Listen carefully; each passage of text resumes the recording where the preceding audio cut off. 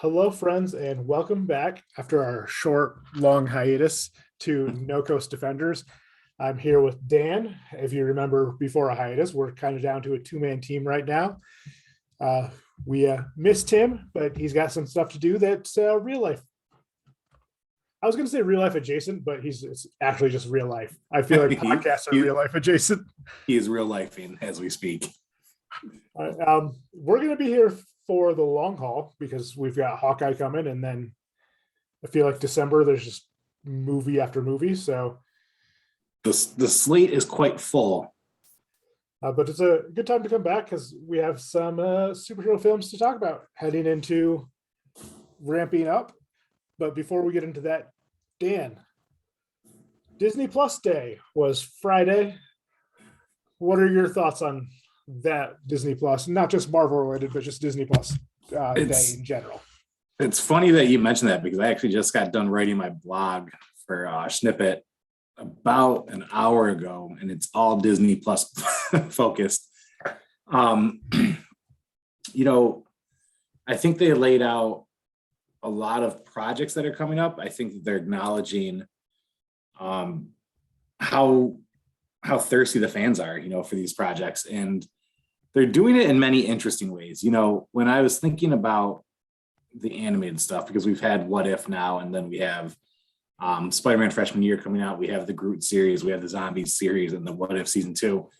They're really diving into the animation, but they're also calling it canon. And what I think is really smart about that is they can introduce the X-Men in a way that doesn't have to be like an X-Men origin story. They're picking up where they left off, which I hope it's not picking up at season 5 because that was absolute trash, but picking up where they left off. And they can introduce characters in interesting ways like this. And, when you think about the zombies, like they appeared in Ultimate Fantastic Four, which could lead us to Reed Richards, so in different ways they could introduce characters without having to do like these big blockbuster backstories.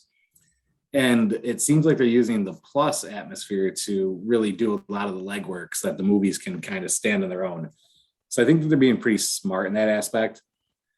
I was not nearly as excited about the Oscar Isaac trailer for Moon Knight, though Moon Knight is my second favorite comic book character. I've seen Oscar Isaac yell on numerous occasions, and that's all that teaser trailer really was. So while I'm one who doesn't want a trailer to show me everything in the world, I would have liked a little bit more with that, at least a tease of a villain or something like that to kind of get that going of what to expect. Because, there's various volumes of the comics that they can be borrowing from. I'm hoping that's the Fist of Khonshu, which is what I'm telling everybody to read right now, that 6-issue mini arc. Some fun news though. Like Disenchanted is coming out, the sequel there to Enchanted. Same cast, they're coming back. This was 2007 that was out. But I feel like this sequel's been rumored since then too. Yeah, it has. And they're finally doing it, and Hocus Pocus 2, 29 years later, we're getting that same cast. And I think that they're just really, I feel like they're listening to the fans in a lot of ways, like they're saying like, this has been asked for, we're finally going to do it. We're going to roll it out. And this is while running the Skeleton Crew staff because of, they haven't made the box office money that keeps them going and stuff like that. So rolling through Disney Plus is kind of a smarter avenue.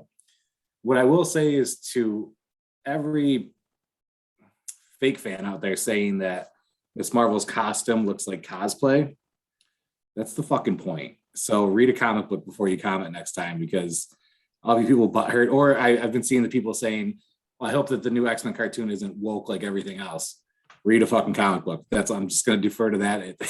It's my comment for everything because you clearly have no idea. So a lot of our stuff that we got wasn't a huge surprise. It wasn't like the last, Disney Plus event where it blew our minds, but I think they need to keep some stuff close to the vest right now because dates can change in a heartbeat. Projects can change in a heartbeat. You look at Black Panther right now, it's handcuffed because Leticia Wright can't come back to the US because she's not vaccinated, so she can't shoot here. So that's delaying multiple projects. They have to play this one carefully after already delaying multiple projects and the universe that they're building for the MCU, the Disney stuff they're working on. So though the fanfare wasn't huge, I think that they gave us a lot of hype for what we could get from them, and they're doing the best they can. Yeah, well, I've read a great piece, and I wish I'd saved it, but it was a good point about the contradiction of Disney Plus Day, like the idea that they wanted to push the Marvel and Star Wars projects to get new subscribers in, but then the Disney Plus Day, like the Twitter wasn't synced with what was going on Disney Plus, and you had to have Disney Plus to get on it. But then again, like everything for Marvel and Star Wars was something that had already been announced as was coming. So we basically just got logos and maybe a 30-second teaser, if that. So it was supposed to gear at bringing people in, but you had to have the platform. It should have been like let's throw it on YouTube and Twitter, and then still do the $1.99 for the first month for returning and new subscribers on Disney Plus. Like they changed the Ironheart logo, and that was supposed to be a big ooh, it's whatever. I will say, I think my biggest thing, so Tiana is getting her own series. Zoe and I are pumped for that. It's her favorite princess. And I think the Pinocchio announcement's pretty cool. We knew of the projects, but seeing that Keegan's on there, Tom Hanks and Joseph Gordon-Levitt, like that's fantastic. Yeah, some of the stuff outside of the Marvel and Star Wars news was kind of fun. You mentioned the Tiana, like that was a project that was announced. The Proud Family reboot was something that was announced, but it was nice to see those firm, like those are happening. But overall, it's something you and I talked about, not on this podcast. Most of these in the last year, whether it's video games or some video service, like their announcements have been lackluster, and part of it's probably due to COVID. And as far as Marvel is concerned, like Miss Marvel was pushed back because they're going to fix some things up, and I would rather them take that time. They probably should have done it with Falcon and the Winter Soldier to tighten up some of that stuff. So we're going to get it eventually. We're going to watch it. It was just kind of interesting. Disney Plus Day was supposed to get people to subscribe or come back, and I don't really think it did that. Maybe some of that X-Men 97 news will bring in some lapsed fans who I think probably like a half a generation older than us, because we're already in it. I mean, let's be real. So Hawkeye comes out November 24th, right? Beyond that, the next project's February of 2022. The other ones are just 2022. So it's like you could wait up until the day before, get it for free for 7 days, and then cancel, So they didn't do a lot to help their cause to get new customers. I think they spurned a bunch of, customers since the beginning because our prices are actually going up. Not that I'm going to complain too much of the content I'm getting. It's still better than what I pay for, my Hulu and all that stuff. But it's like pay $1.99 to get the stuff that might come out in the future. So there's no point in having it now because you've already seen what you wanted to see, kind of thing. Yeah, it's an interesting strategy. I know a lot of people were hoping that the Spider-Man trailer would be part of Disney Plus Day. Someone on this podcast may have even said something on a social media about that idea. And once you think about it, though, Spider-Man's not hitting Disney Plus for years because of the contract with Sony. So it makes sense that we didn't get a Spider-Man trailer for Disney Plus Day. Because what I think a lot of people are missing, though, is it kind of slipped through the cracks there, is that freshman year Spider-Man is under the Disney umbrella. So Spider-Man somehow, I don't know why people didn't catch on to this, is under the Disney umbrella for a future project. Not a Sony Disney umbrella, a Disney umbrella. So if you, without spoiling much, the Sony verse is coming to the MCU. We know this. We know there are certain characters that are under contract. However, a future project of Spider-Man solely under Disney is now in the works, and Sony characters are now coming over to Disney. So the writing's on the wall there. There was no reason to show a trailer. I'm so sick of the talk about this goddamn trailer. People are pretending as if that's what's going to determine whether they see the movie or not. You're going to see it. You're going to see it twice. You'll probably see it 3 times. Then you'll watch it when it comes out on whatever Sony says it can come out on. And then you'll buy the Blu-ray and you'll buy the digital. And you're going to watch 1 million times. And you know what? If right now you really want to see Tobey Maguire and Andrew Garfield on your screen because that's what's going to make it for you, then you're ruining the movie that you're going to get. And I hate to break it to you, but those characters will probably be only on the screen for 1.5 minutes if they are in the movie. It's not about them. It's about our Spider-Man in the MCU. So just shut up, chill. The movie comes out in a month. The trailer release event is tomorrow. I have some access to that during the day. Just chill. just take what we're getting. I mean, this is the biggest movie the MCU has released. Do you really want it ruined for you? The trailer they're showing in the theater tomorrow is 8 minutes long. I don't know about you, but I don't want 8 minutes of a movie I've been looking forward to so much. I want to sit there in the theater and be shocked with everybody else around me and just take it all in and love it. You know, and no matter what, because of all the hype around this, it's never going to be the movie that the fans want it to be because it'll never live up to those expectations. So just chill the fuck out and wait for it to come out. Yeah, if you're getting overly excited about this trailer, that they're not going to show in any type of order, so you won't be able to get any feel of what this movie is going to be about. You're setting yourself up for a last season of Game of Thrones. Absolutely.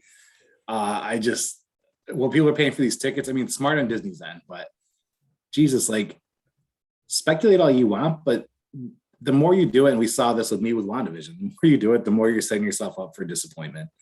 And to be quite frank, I don't think anybody's going to be disappointed with this movie.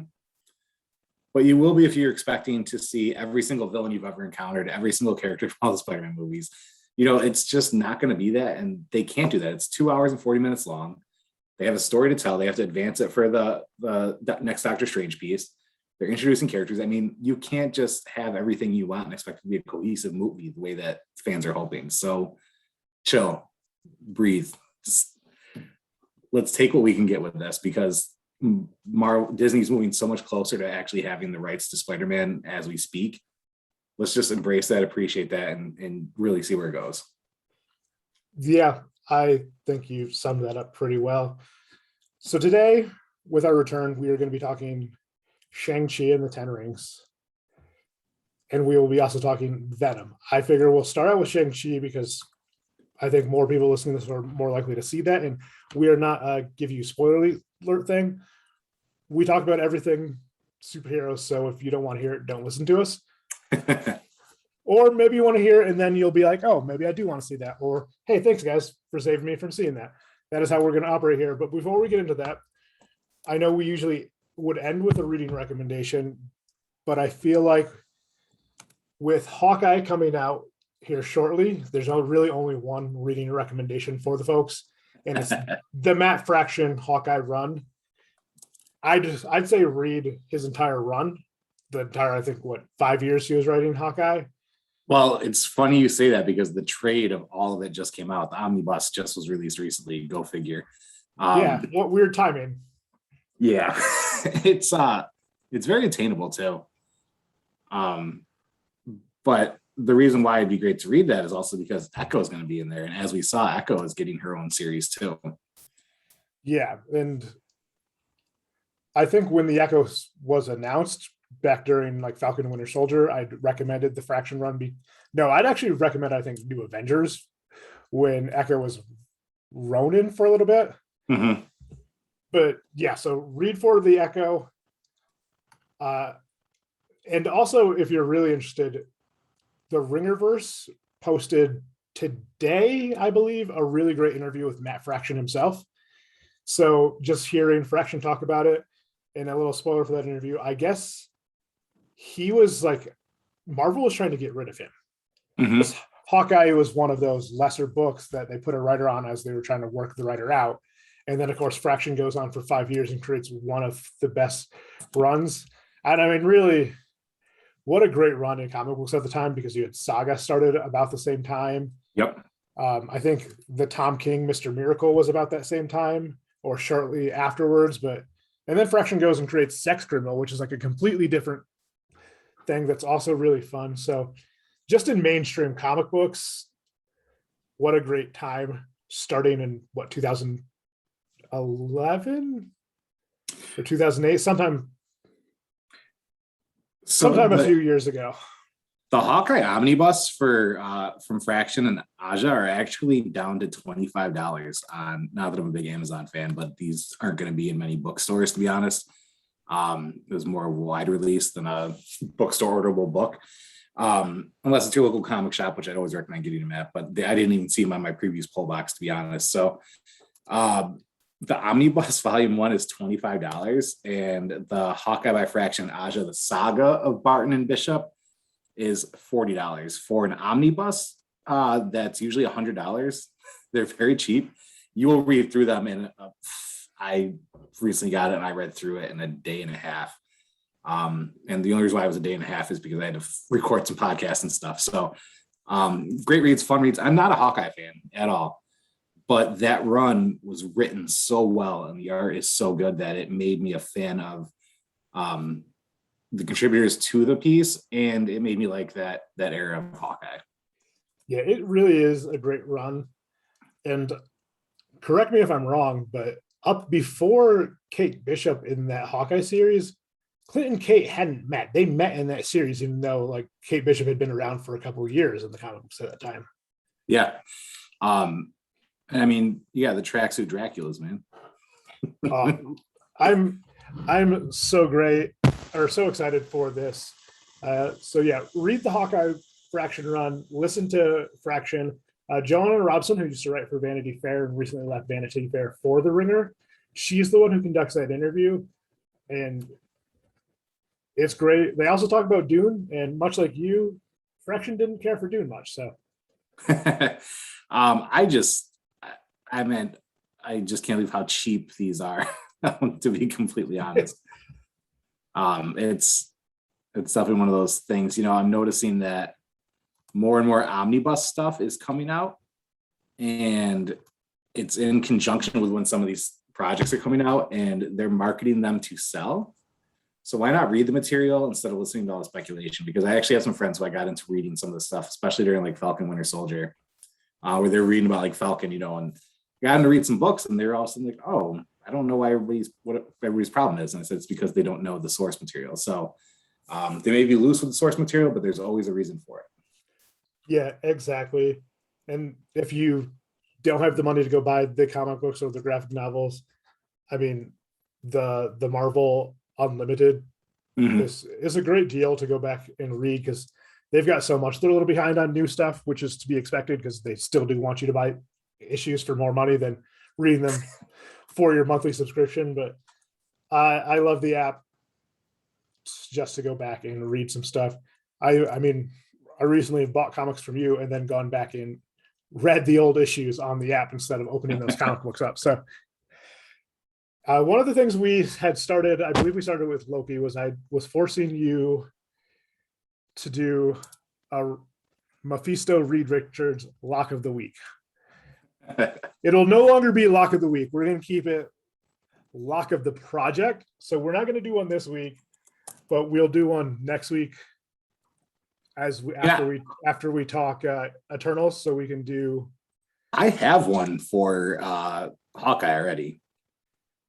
All right, I have one for Hawkeye as well. If you want to just give the Hawkeye one this week, and we will see Kingpin. And that one, I think, is 100% true. The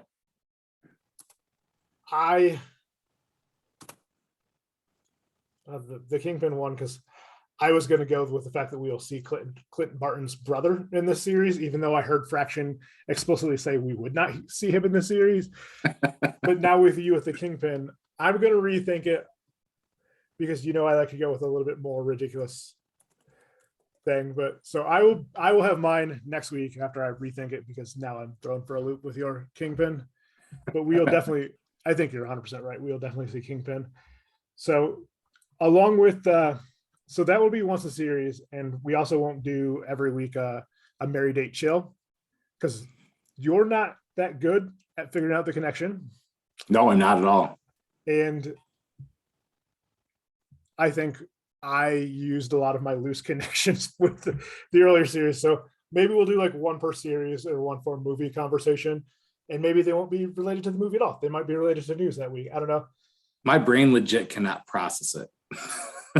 Yeah, so it's less fun if we're doing it every week and just for you to struggle, because it's not like it's not you're struggling in a way that it's funny for the two of us. It's just a struggle. So maybe if we do it less and I can be a little more clever with the connections, it'll be a little more fun. So we'll give that a try. Another thing I want to start doing is the imperfect cast, because I think one of the things that the MCU has done really well is taking these actors that you're like, where are they going to fit in? Like, how are they going to work? And I think it works perfectly, because when Awkwafina was cast, I was like, man, how is Nora from Queens going to fit in this film? And Aquafina was great in Shang-Chi. So I'm going to give you a name of an actor, and we'll just spitfire brainstorm on where we think they could fit in to the MCU. Usually this is going to be someone really talented, but a little underrated. And so for the first one, because we can't do Sam Rockwell because he's already in the MCU and hopefully returns for many, many projects, but Donald Logue. I know he was Harvey Dent recently, but where would you put Donald Logue in a future MCU project? I actually thought he would have been a cool Mobius, to be honest. You know what? If they did an old man Peter Quill, I think that could work. I think it could work well. It's got the beard. It's got the nice hair. He's got a great sense of humor. He's got the delivery. Role. So yeah, that's good. And I know he was in Blade, but yeah, he was. That doesn't matter. Yeah. I mean, Chris Evans was Johnny Storm. So yeah, I honestly, if I were to picture him in any role, I would take Old Man Quill. That was a fun run, but I think he'd be perfect for it, especially as a later on Chris Pratt. Yeah, I could see it. Yeah, I think that's really good. I think you're right with the Mobius. Like, he'd be better than I think Jared Leto's going to be, but he doesn't have that name attachment to, which is why it shouldn't have been its own movie. But I guess we'll see when we finally watch the movie. Oh no, Mobius, the Owen Wilson character. I think he would have been great. Oh, Mobius. Oh yeah, he would have been great as Mobius. I would have just loved to see him as an older Morbius, though. I would take that too in a heartbeat. I mean, I just love Donald Logue. He's just one of those guys that I don't think I've ever seen him in something I didn't appreciate what he was bringing to it. Old man Peter Quill, I think, really, really works. I'm trying to think. And his age is a problem. Like, I wouldn't have minded him as being Thunderbolt Ross. Yeah. I think it would have been a slightly different character, but I think the cat and mouse stuff in Black Widow would have been better with a Donald Logue Thunderbolt Ross. Yeah, I always wanted to see Sam Elliott play Thunderbolt Ross. I just think that delivery would be amazing. Well, I mean, Sam Elliott was definitely going to be someone that came up in this, because apparently I'm just going to only pick old folks. So that's just going to be what it is. All right, so let's talk Shang-Chi. I actually just rewatched it on Saturday night with Tim. We did a little dinner movie action, and Zoe saw it for the first time. And Morris is now referred to as Headless Butt Guy in this house. It was hands down her favorite character. I will say there's some movies that just translate better in the theater than they do at home, and this is one of those for me, because I think you remember how excited I was after seeing this. I put it in my top 3 of all the Marvel projects. Yeah. And then I watched it at home, and it wasn't nearly the same feel. I did enjoy it still, but it just wasn't the same feel. And it's not like I saw it in a crowded theater. I think there were like 10 of us when I saw it, but something about it was different. I do love the chemistry of the cast. I think that this is one of those where, they brought Awkwafina in, but it wasn't for like a love interest either, which I thoroughly enjoyed that part. The story was different in terms of like Marvel stories. It wasn't like, it felt kind of one and done in a lot of ways, but in an okay way, where it wasn't unfulfilled. It was, this would need to happen to go to the next stage. I love the humor in it. Wong, Abomination. Honestly, Wong, hands down. I'm a Wong stan. We all the dad guy. And they played on stereotypes in this movie, but in a way that was fun for the characters, not in a way that was forced. And I appreciate that, because we don't always see that, like the karaoke stuff and everything. I think it's probably their best origin story they've done thus far for a character, because it fleshed out so many details. I thought the CGI was beautiful. Tim, who has that artistic graphic designer eye, begged to differ. He didn't like some of the green screen stuff that I would never notice in a million years. Personally, I loved it. I thought the fight scenes were choreographed beautifully. And the callback to certain characters, seeing Ben Kingsley back in it, those sort of things were just nice notes. This was, I personally feel like this was one of the most thoughtful movies they've put out yet. I agree with you 100%, especially the Ben Kingsley thing. It was something just like with a dinner guest. I was just talking because he'd watched the movie this weekend. We were just talking about how the Asian representation is great in this film. And personally, the fact that Marvel not only did not shy away from how terrible the Mandarin story was with Ben Kingsley, but that they full out said what was so awful about that. And Yes. I thought that was brilliant on their part. And I think they also did it in a way that unless you're really trying to force the issue, you can't be like, oh, it's the woke police. No, this was authentic. The guy that Ben Kingsley's character was impersonating is the one telling this story. Like, yes, it was just kind of beautiful in that way. I also like, and this is something we've talked about before, in the easing into the more comic book heavy stuff. Yeah. I think if we had mystical cities at the same time the 10 rings were literally just rings on a finger instead of the way they did it, might have been a little bit hard to take. So I liked how the rings were portrayed in this film.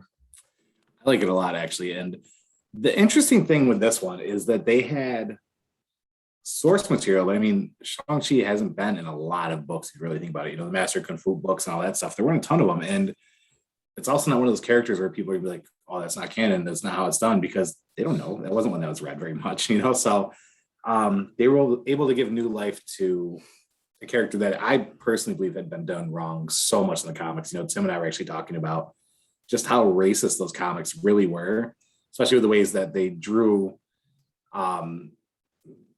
the characters, like the old Wiseman with the stereotypical beard and, like all that stuff. Yeah. So like Fu Manchu and all that stuff. So I think that they did a great job. And they also respected the look of some of the animal stuff with classic Asian, like dragons and things like that, So, and, the Protector was done so well. I don't know. I really appreciated how the movie felt gracious in a lot of ways, and it felt very tasteful while making fun of the MCU in a lot of ways. And I thoroughly enjoyed that aspect. Yeah, and something we talked about when we were talking Black Widow was that Feige had wanted to do the Black Widow film for forever, but he wasn't the guy in control. Mm-hmm. And now that he is, we got the Black Widow film. Unfortunately, it seems like it was mostly the same script from when he wanted to do it originally. So it's kind of a weird time continuum, but I feel like we saw Feige's influence in the fact that they addressed Mandarin issues, the fact that there was that attention to detail, that these mystical Asian creatures are depicted really, really well, that there's thought into the representation. And I feel like that was completely Feige. And I think, honestly, we're just seeing, I think, Falcon and Winter Soldier, like going back and thinking about Feige's comments, like, oh yeah, no, the representation, that is him. So I just feel like it's for the best that he's got full control now. Well, and it's also not a feel of like you're under my thumb either. And that's what like Chloe Zhao talked about. And even was it Daniel Destin? Is that his name? Or Destin Daniel Cretton, I believe is the Shang Chi director's name. Where they had talked about, their freedom that they had with these projects. And I think that the more expansive it gets, we're not as tightly wound as we were before. We had to crank out all this stuff for Thanos and everything. And there's a lot of world building taking place in a lot of different levels. And so they have that freedom while Feige is also able to work certain things in.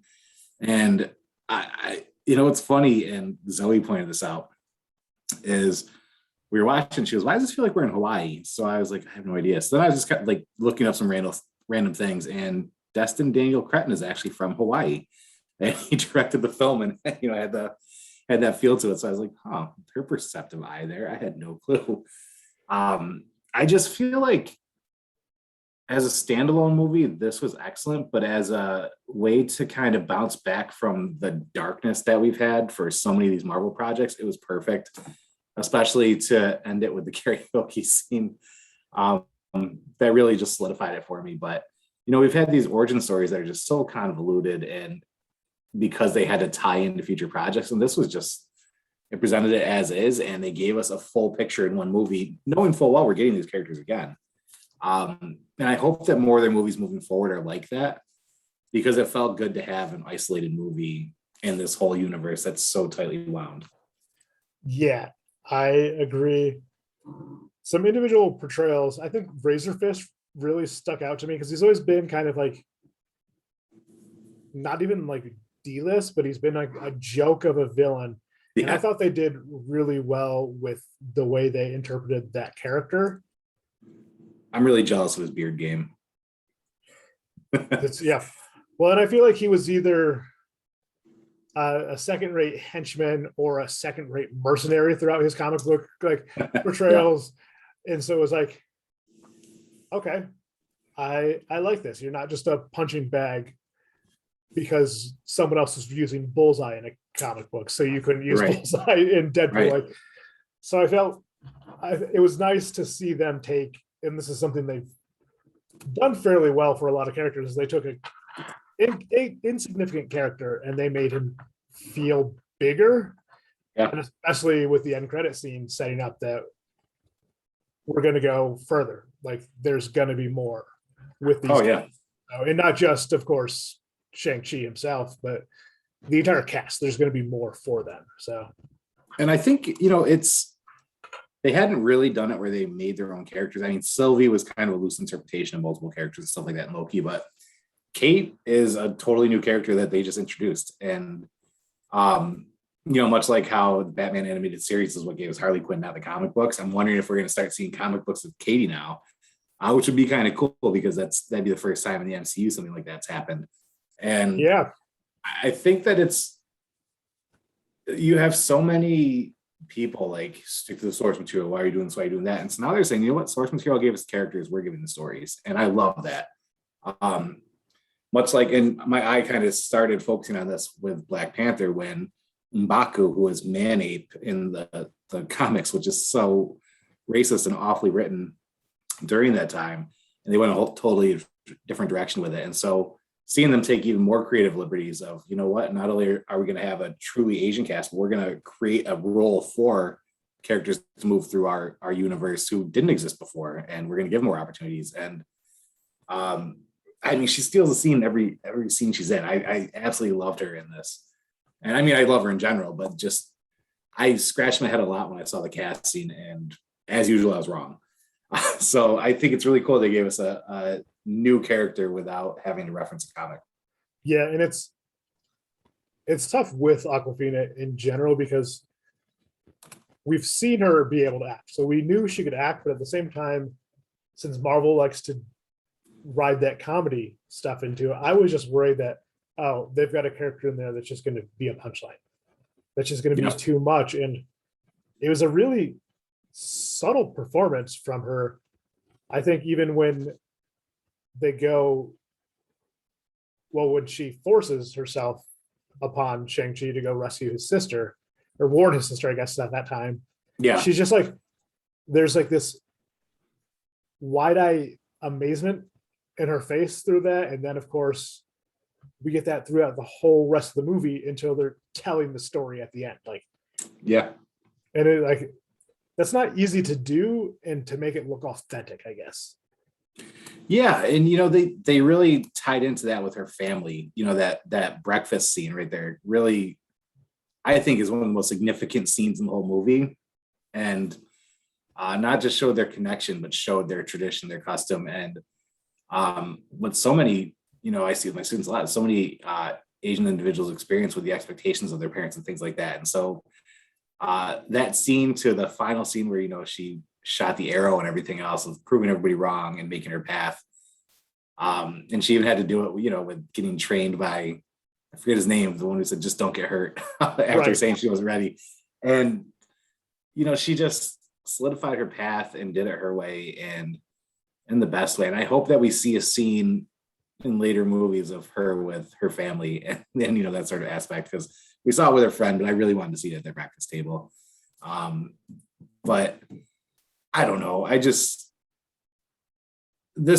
love this movie more than I think I've enjoyed most of the other ones. And Tim and I went back through all the MCU movies and did our journey, and I found that I didn't enjoy many nearly as much. But Shang Chi is now on my list of maybe 5 natural rewatches, where if it's ever on or if I'm bored, that's what's going on. And I don't know, like the scene on the bus where they're fighting and stuff, like the choreography is so well timed and amazing. And the guy on the bus with the camera, just, man, this was a special movie to me, and this is one where Disney really thought it would flop and it would justify their treatment of the Black Widow movie.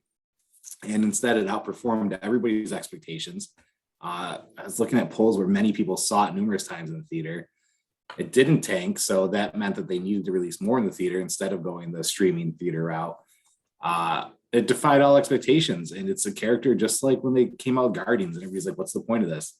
And it made its own way, and props to the cast and crew on that, because I mean, there wasn't a big name really attached to that at all. So No. It was a big win in a lot of ways. Well, the fact that he called his shot on Twitter, like, cast me as Shang-Chi, like, that's brilliant. Yeah. Like, good for him, like, to call that shot and make good on it. And I thought he was fantastic. Like, it's nice to see a leading man like bloom before our eyes. I think it's, and I don't, it's not just because they are both Asian actors, but I mean, John Cho has been, not just John Cho, but like people on Twitter, like calling their shots by photoshopping him as leading men on movies. And it's just like, yes, these are viable stars that we can market. Yeah. And it just feels like that's a natural place to movies. I remember a couple years ago that movies aimed at both Black and Hispanic demographics were doing better in theaters than any like mid-level film aimed at white, because there's not that representation, so they're going to go out and see it. So the cynical part of me is like, hey, get that money at the very least so we can see that representation we want. So yeah, really interesting to see where they're going. Of course, it's hard to guess right now where the MCU is going, because we really have to get through Spider-Man, and we have to get through Doctor Strange to know anything. Speculation reprieve. Yeah, I think we saw that when we were talking about after the first trailer for Spider-Man came out, the random like books that were jumping up in price on spec was just kind of insane. Then you and I were just talking about what else could jump up, because we have no idea where the story's going, so we're just throwing out anything. Well, geez, even with this X-Men run, like I've been selling certain X-Men comics for $1 from the when they rebooted it. I forget which volume it was, but the Jim Lee ones, and they've been $1 books, and all of a sudden, because X-Men 97's that storyline, boom, they're skyrocketing. And I'm like, geez, I've sold hundreds of them in the last 5 years, and now all of a sudden they're worth something. Like, and it's to the point I had like 10 copies of each book because nobody wanted them, and now all of a sudden they're big deals. So it's interesting to see what happens, but it's just a fun game to play. Yeah, get your cards ready to sell again. I have about 1,000 of those. So, yeah. Anything else you want to talk about Shang-Chi? No, I think it was a masterpiece. It's in my top 3 for the MCU still, even after the rewatch. I didn't enjoy it nearly as much the second time around, but I enjoyed certain things I didn't catch in the theater. So, yeah, I think part of that is, even the rewatchable of the Marvel movies isn't like a super rewatchable movie. Right. They're not Clueless. They're not movie you can watch 1,000 times and still be entertained. And I think just part of that is, once you know where the story is going, there's a little bit of less anticipation because you know the next scene. Yeah. I still enjoy rewatching a lot of them, but it's not something I'm craving to rewatch. It's not right. It's not a Saturday morning, it's rainy, I need some feel-good movies. They're not usually going to be Marvel movies. Oh yeah, definitely. Which is fine. It's actually, for me, it's usually going to be sitcoms, and it might be Raising Hope, which is my current rewatch right now. So, all right. So Venom. Yep. Theory Carnage. First off, did you think you needed to see the first Venom movie? I wore a shirt today. I see that. No, they really didn't feel like they needed to go together, to be honest. And I'm not saying that in a bad way by any means. That's the question I was asked by a lot of people is, should I have seen the first one? I said, no, you don't need to know it all because we never really got, I mean, we got a Venom intro story, but not a true one. And quite frankly, it didn't matter. This was 90 minutes of pure fun. It's, you know, I shit on Sony a lot because they've done a lot of characters wrong. And I don't like the Cookie Monster voice for Venom. That's going to always be my main critique. But in a world of 3-hour movies, they gave us an hour and a half movie that didn't have a lot of filler. It was just action, sometimes action for no reason. So, you know, and I think Woody Harrelson played Carnage very well when he was Cletus Cassidy. Him just boot stomping over someone, and he played that role really well. The CGI was as expected.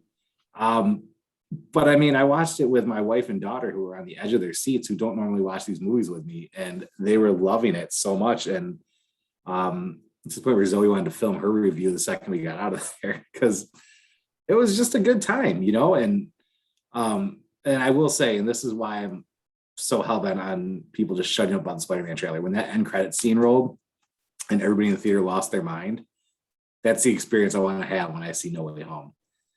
Because it's one where people purposely don't watch the end credit scenes, you know, before this. And I saw it opening weekend there, and just hearing everybody around me, including myself, like lose their minds with that scene.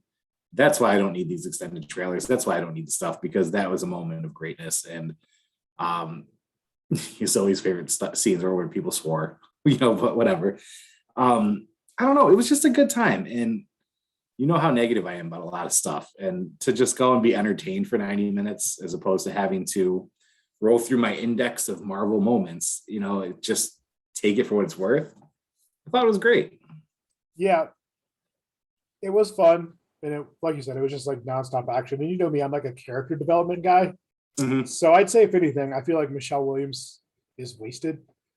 Oh, absolutely. Absolutely wasted. She was just a name to bill as a co-star for Tom Hardy. And I would have liked to see Reed Scott do something more. I know he's mostly like a TV guy. Yeah. But every time I've seen him in a television show, I've enjoyed him. So I would have liked a slightly meatier part, because he was great when he got to act a little bit. Mm-hmm. Oh, yeah. Like the scene where they're in the car and everything else, they're helping and stuff. Yeah.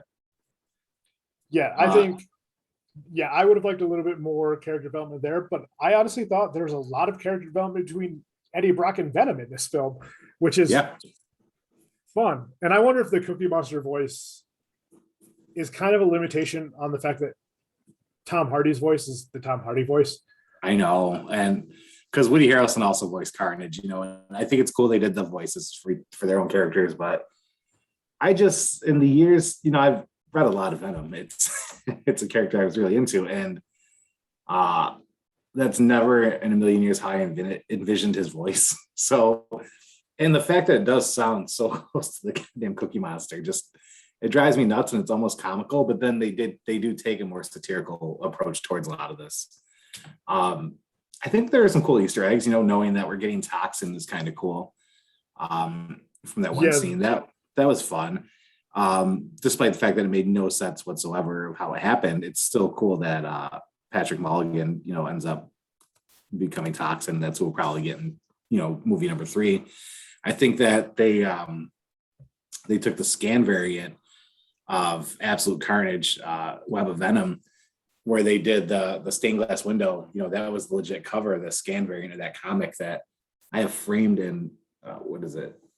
Comic book room, my office in the basement. I just love the print so much. So there were a lot of cool homages if you know the characters.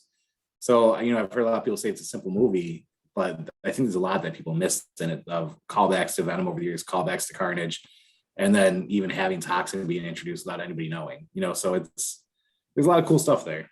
Yeah, I think that a lot of that has to do with the Feige influence, because he very much wants to throw in those quote unquote Easter eggs. Yeah. I kind of hate the term Easter eggs. I'm not gonna lie. I do too. I don't even like Easter. So, no, you could see, and I mentioned this to Lauren when I walked by. I said, this feels like a much more complete movie than the first one, right? Because her and Zoe love the first one. So I actually was not too adamant about seeing the second Venom, and my wife was the one who's like, we got to see this. So I went and I was entertained, but it felt like much more of a complete movie. It felt like there was at least an attempt to make a good movie. And then when I saw at the end, that it's linked to Marvel, to the MCU, I'm like, all right, this makes sense now. Yeah. I know you mentioned the stomping for Woody Harrelson, but overall, what did you think of his performance in this? I feel like they could have had anybody in that role, quite frankly. He had, so I went back and saw it again on my own. I just wanted to chill and get out. I think he had 8 minutes of screen time as Woody Harrelson, or Cletus Cassidy. And what a waste for an actor like that. But I mean, they were trying to keep it a tight runtime, and they did what they had to do. I feel like there's so many characters he can play and, be in multiple franchises and, really help out. So I was reading he really wanted to play this role. So it wasn't like we need to go out and get a star. Like this role was his, he wanted it. And I guess if it's 90-minute movie, they did it effectively. But I could have used a lot more dialogue with him. It's just the time didn't allow for that. And I appreciate not having filler. So I think he did great with what he had to work with. And I think he made each scene his own that he was in. I agree. He was almost unrecognizable too. Yeah. It looked like he lost some weight for this role. I can't confirm that, but he definitely looked a little underweight for this, and that's fine. It felt like he was doing the Spectacular Spider-Man Fox cartoon Cletus Cassidy. It did. I was actually scouring the internet to find his source material that he was going from, and I couldn't find it because it didn't feel like a blend of anything, and it did feel more like the animated series run than it did the rest of it. So I don't know. It's like he came out, he did his thing, and he was good, and so I can get down with that. It's just sad to me knowing that if this is the end of Carnage, we're not going to see a film of Venom, Carnage, and Spider-Man, which kind of sucks for me, but I can accept it knowing that we're getting all these other Spidey villains too. So you can only do so much, right? Yeah.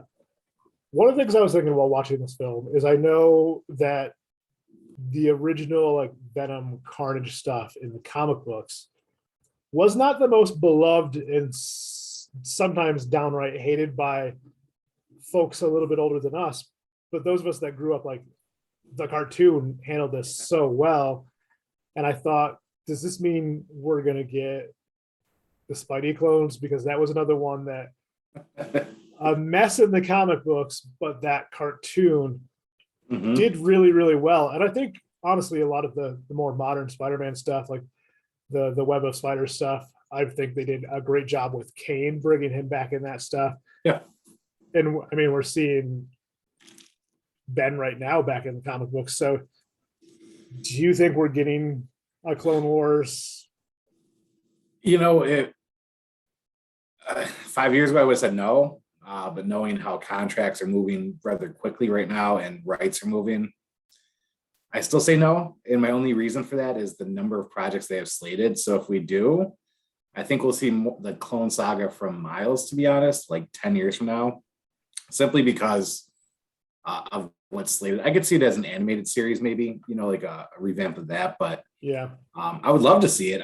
There's so much down the pipeline with what they're doing. I have no idea how Feige's even sleeping at night with all this stuff going on. So I think that would be an amazing idea. And I'd almost rather have that than the multiverse. But I think it'd be a missed opportunity, but one that's understandable why they miss it. Do you think they'll have to introduce Jackal before then, or do you think they'll just take any other random villain and repurpose him for that? Oh God, it's tough to say what they're going to do with those. If you look at the Spider-Man cast as opposed to all the other casts, they're all young. If Ned does become Hobgoblin, that opens up a whole bunch of other stuff. I always say follow the comics for where we're going with things. And they started pumping out more titles now, like Darkhawk's coming out, Blade Comics making a resurgence, where we said his run. So I think that we know where they're going because Marvel and Disney seem to work very closely when it comes to these comic releases too. So I think that Spider-Man's almost second fiddle once this film is done. And so I don't think they're going to be too focused on that, especially with what's being alluded to, is the intro to the X-Men and Fantastic Four, and that's going to blow everybody's mind. And then these guys are all an afterthought, and the cycle continues. So I think there's so much they could do with Spider-Man, and had Sony not had the rights this whole time, I think everything you could imagine would have been tapped into. But we missed a lot of opportunities because of Marvel going into bankruptcy back in the 90s and all of this snowballing afterwards. Yeah, I would be interested to see how the MCU did tackle the Clone Saga, because one of the big issues with it was a hit, so Marvel kept stretching it out considerably longer than they ever should have, and so it just didn't make sense anymore at some point. So if they were to tell like a concise story, I mean, you need Ben and you need Kane, and those are the clones you need, and that's it. I think it'd be cool. I just money kind of ruined everything, I think. Yeah, the multiple Spider-Man thing is huge though, because they do have the kids Disney one that's got Gwen, it's got Peter and Miles, although Miles is spinning that because heaven forbid we just have multiple Spider-Men. I think that's the Marvel superheroes one, right? Yeah, this one's specifically Spider-Man, and then I think they throw in a Kid Hulk because they're all kids in this, and so it's I have all Kid the Hulk toys. and Kid Black Panther and Miss Marvel are like reoccurring. It's interesting. I have all the toys because I'm an adult, but yeah, I do have all of those. Yeah, I think Venom was what it needed to be, and it serves as a window into the MCU, which Morbius, the trailer showed us that's going to be even more Spider-Man focused and the blending of the universes. And I think they didn't want to give us too much too, because if Kevin Feige is going to be at the reins, then you don't want to create something that's unattainable to really bring in. So yeah, I agree. Now with Venom, do you think we'll get the Topher Grace Venom? I hope not. I never in a million years don't want to see that again. And I'm of a different opinion because I love Topher Grace's Venom. I think for the movie that it was a perfect Eddie Brock / Venom, because they went corny cheeseball Peter Parker. Yeah. Peter Parker's turning bad as he wears a black eyeliner and does a stupid dance. Like, so you can't go too extreme of an Eddie Brock opposite it. I hate everything about that movie, to be quite honest. They tried too much of that. There's too many villains for that movie. Then it was all camp, and like, I'm sorry, it was all camp, but with really lazy writing. So it wasn't even like smart dialogue. And God, that film. I do love him on Home Economics. Topher Grace is great on that show. That movie, I threw out my Spider-Man wallet after that, actually. It traumatized me that much, but I'm back. I think Topher Grace in the movie Predators, where the one spoiler I'll give, where he turns out to be the bad guy in Predators, like that Topher Grace could have been a good Eddie Brock, I think. So yeah, Jesus, that movie was just a mess all around. But they were also trying to force the Sinister Six. That's the one thing I appreciate about Feige and what the MCU has done is they don't force this stuff. They have it happen as it needs to happen. And they were really trying to jam all this in while the popular window was there, not realizing that they failed audiences completely. And the casting was there. It's just because 3 wasn't written the way that 3 was originally written. It was changed to make room for the Sinister Six, which screwed up everything. If I remember correctly, Sam Raimi just wanted Sandman as the villain, right? Yes. And he wanted to open up the window for other things to come. And then they wanted to do the Sinister Six and basically did rewrites on everything. And the cast, crew, and director were not happy. And so they gave us what we saw as the product. Yeah, if I remember correctly, it was Sandman was supposed to be the major villain. We were supposed to get the slow turn for Harry and just Eddie Brock introduced, but no Venom. Correct. So like you were going to have all those characters, but you're going to have them in microbursts where it was a slow build as it should have been. Yeah. And then Sony said, nah, F that. And well, the rest was unfortunate history. Well, and then of course they went and made the same mistake in the Amazing Spider-Man series Yep. where they were trying to force the Sinister Six again. So, and I think that's why they finally realized, like, all right, let's just let the people know what they're doing do this. And it shows now. And I used to love watching the interviews with the Sony execs and, you know, watching Kevin Feige get like interviewed about this. And he'd always roll his eyes when Sony came up, but they'd always talk about how excited they were about the MCU. And so now he can finally be excited because now he has a say. Now he's a part of it.